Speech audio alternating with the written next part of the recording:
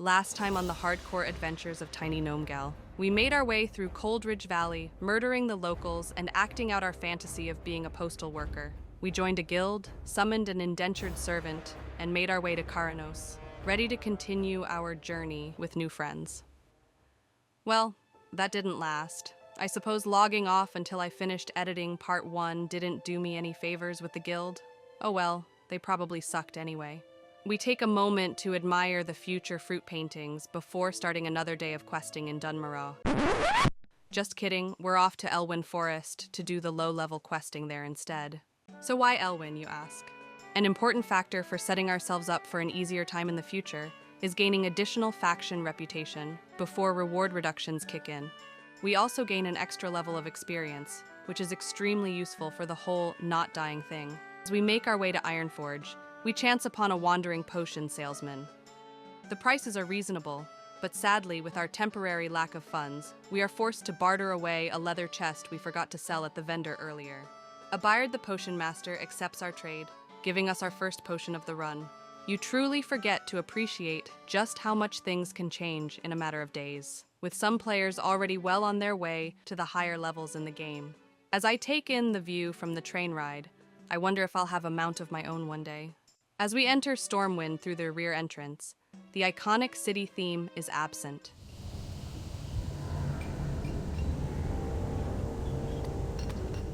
We take a more peaceful approach to exploring the city, admiring the statues of the cast of the current WoW expansion. An alcohol promoter gives us a wine voucher for someone unafraid of cancel culture. Here you are, sir. So we use the money from selling the wine to train herbalism and alchemy.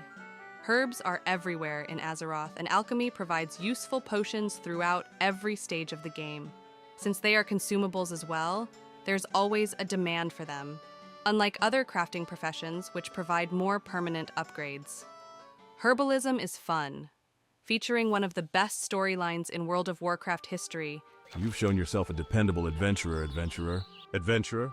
You are an adventurer. And a number of functioning alcoholics. And through your bravery, we now have grapes for more wine. Welcome to Northshire Valley, everyone's favorite Warcraft 1 map. We clear out the local wolf population along with the supporting cast of The War Within. The longer the kobolds are left unmolested. Well, I guess we know who wrote that quest. Teaming up with locals to beat up union workers, bandits, recovering wine grapes, and beheading proletariat leadership. We fully take in the Northshire nostalgia. As I make my way out of the main building for the last time, memories of fall damage in my early days of WoW come flooding back in a tidal wave of nostalgia. Funny how we are now playing a game mode where fall damage is actually scary. No!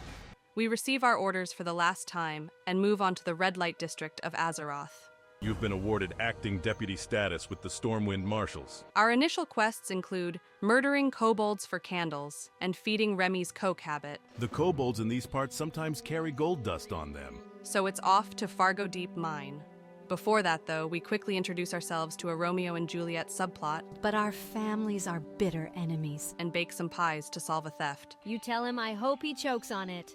The first criminal not part of a workers' union points the finger at the criminal who is part of a workers' union, foreshadowing future books and articles about Blizzard's work culture.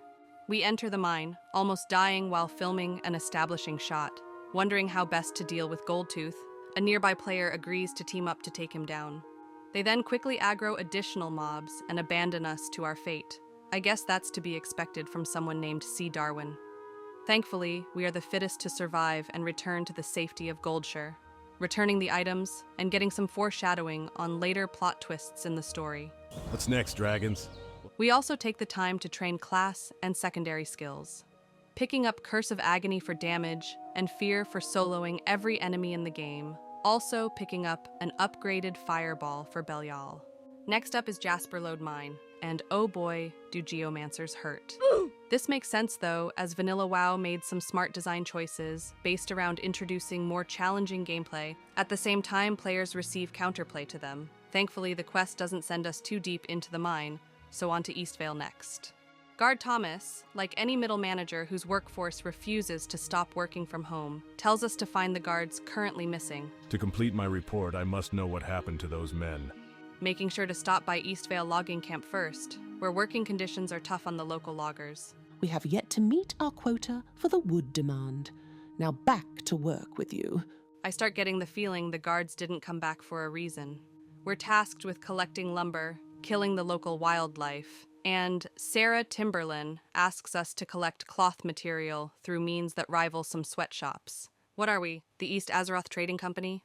As we search for the guards, we discover their fate. He's dead, Jim. The second guard is a bit more challenging, but we make it with the help of other players, and 420 blaze it away. Clearing up the remaining wildlife, we hand in the lumber for the same rate streamers pay video editors, and report the fate of the guards to Middle Manager Thomas. You have confirmed my fears, adventurer. The Murlocs are a threat we cannot ignore. There remains one more task before the return to Goldshire, however. Princess must die. Princess is a tough bitch. With 2 bodyguards and a nasty boar charge, she is our toughest fight so far. We make use of the tools at our command, though. Thank you, Base Dabired. And after 2 minutes of pressing the fear button so she can charge us again, we take her down. Handing in the second least ethically acquired cloth, we receive our shirt of honor for all those who would get this far in WoW. The red shirt is a sign that you have made it to level 10 in the human starting zone, and we shall wear ours with pride. It couldn't possibly be a reference to, oh god damn.